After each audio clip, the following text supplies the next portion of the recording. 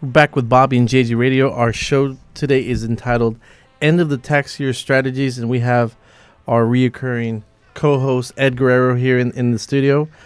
He's actually a UTSA graduate. He's been in the business for 22 years of accounting and auditing.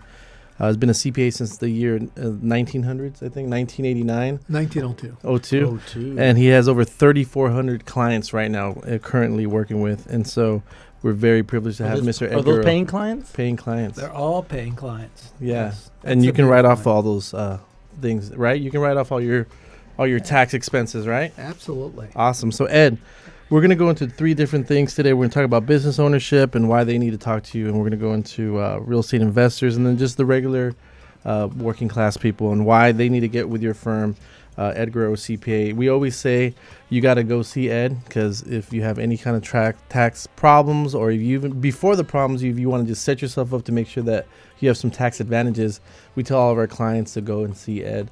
I think you have banners and stuff like that. You know what? I like that. I'm one of your biggest fans. Yeah. Are you? Yeah, I push you every chance I get. Yeah, for sure. So what are some of the tax strategies that you feel business owners can take advantage of?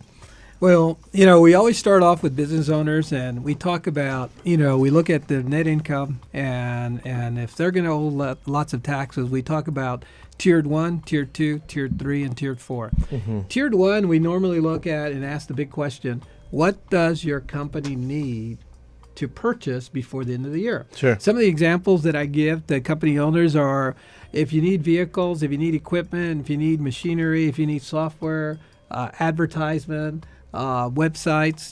Those are things that you might as well purchase them before the end of the year and reduce your taxes. Sure. Rather than purchasing them in January and then pay higher taxes. So the Tiered 1 again is what does your company need before the end of the year to purchase, and that's the company requirements tier. Sure.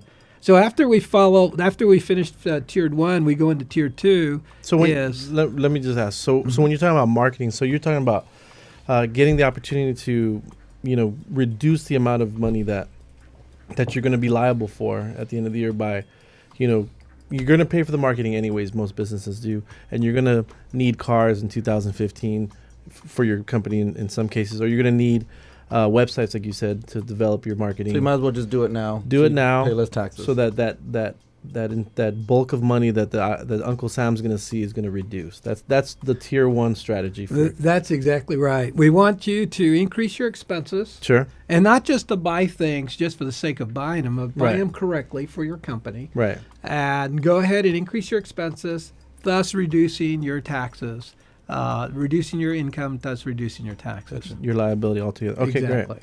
And so what is the second tier after the first that you look into? So we go into Tiered 1, and then once we exhaust Tiered 1, which could be exhaustive, then we go into Tiered 2, and we talk about what does your company need for retirement and what do you need for retirement. Sure. So examples are we get into retirement. There's different folks that understand retirement. 401ks are the number one things that folks do understand. And then we go into simple IRAs, and then we go into a SEP, Simplified Employers Pension, and we give them alternatives with IRAs as well if they want to start in a smaller amount. Sure. So the bottom line is if you're going to owe a lot of taxes and you have your company and you say, for instance, you're the single owner and maybe you have 1 or 2 employees and you want to reduce your taxes, you could do a SEP, which is 25% of the net income Sure. On a single owner, or do up to $52,000 into a SEP account where thus we reduce your taxes significantly. So tell me what a SEP is again. It's a simplified employer's pension. So if it was like me and Bobby, we have the trade group real estate company, right? Correct. So at the end of the year, we're like, hey, we're kind of heavy on the commission side, which is always a blessing. Like you always are? Oh, like we always are. You say that the best thing for us to do maybe in that case would be to create SEP accounts for me and him. Correct. And then that way you can maximize the contribution or the deduction and reduce your income. Sure.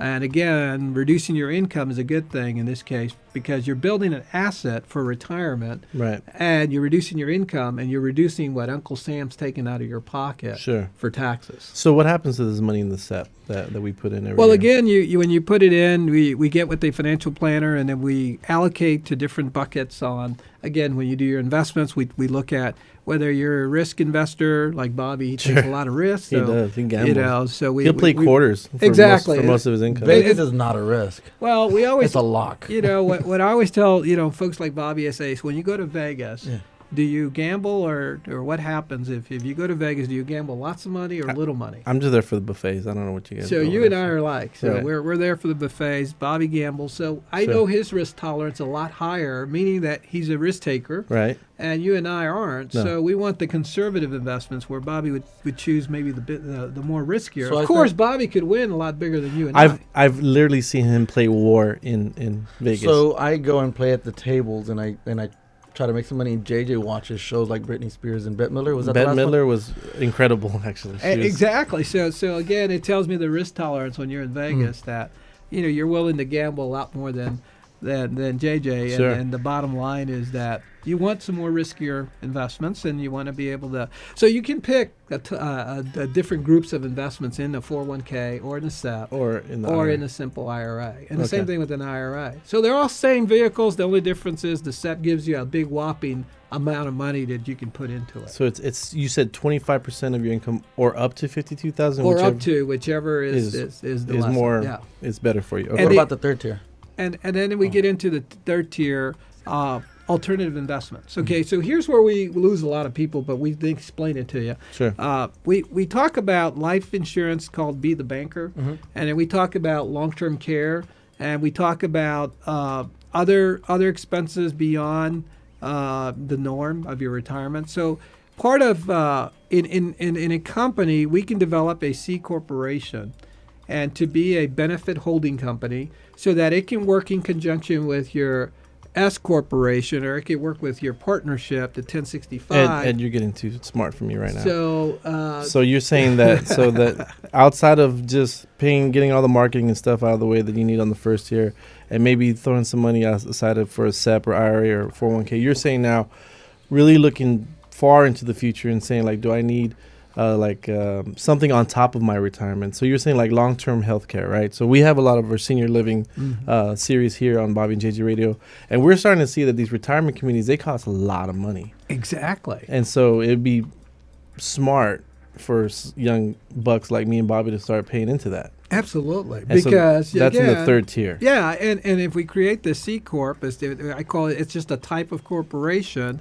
We can then make deductions on that long-term care Sure. or the life policies under section code 79. I don't like to reference too many codes. Yeah, yeah. But that's a code that we can deduct some of these premiums you pay for this benefit that you'll get in the long term. Right. And again, you're building an asset for your company and for yourselves as owners, and you're reducing your taxes by putting in more premiums into these plans. Right. And you're able to reduce your taxes, reduce the income, thus reducing your taxes. If you're just joining us, this is Bobby and JJ Radio. We have Ed Guerrero, the owner of Guerrero CPA. Go see Ed. You can get a hold of him at 210-490-7100. He has my ears perked up because I'm a business owner. We're talking about business owner strategies at the end of the year, covering the different tiers. So the first tier, second, third. What's the fourth tier? If you've gotten all that stuff done, what's the fourth tier that you really need to So we focus on? talked about tiered one, going back to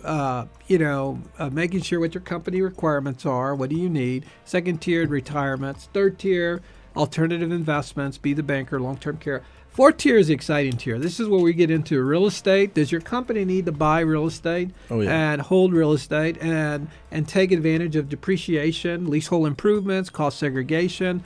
There's a lot of deductions in the real estate world that you can get. Sure. And just like last year, I bought this building that was a beautiful 12,500 square foot building. Right. It looked like it was born in 1950, Sure. but we now have it looking like it was born in 2010. Yeah. Okay, and I saw it. And It's it's pretty. It's a pretty building, it's right? big turnaround. Yeah. But the beautiful thing about it was the deductions that came along with it reduced my taxes substantially because I was able to take off depreciation. I was able to accelerate depreciation. There's a method called cost segregation.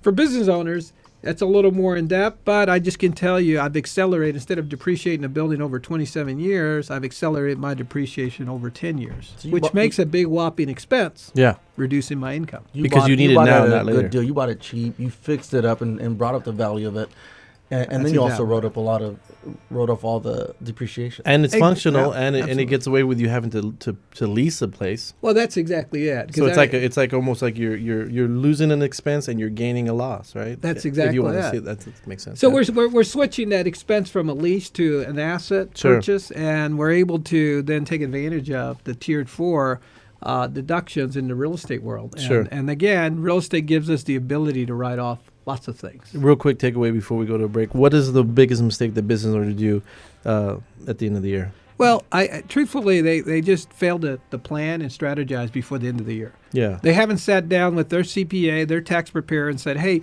where am I at? Where am I going to be at for my taxes? What's my tax liability going to be? Sure. And how do this is the question you should ask your preparers or CPAs, how do I reduce my taxes that you're showing me today Right. before the end of the year? Yeah. And that's a simple concept, but a lot of business owners have failed to do that, and they learn about their tax liability in January, February, March when it's too late to do something about it. You have some reoccurring events that talk to these business owners directly. When do you have these events? We always do the first Friday, second Friday, and third Friday.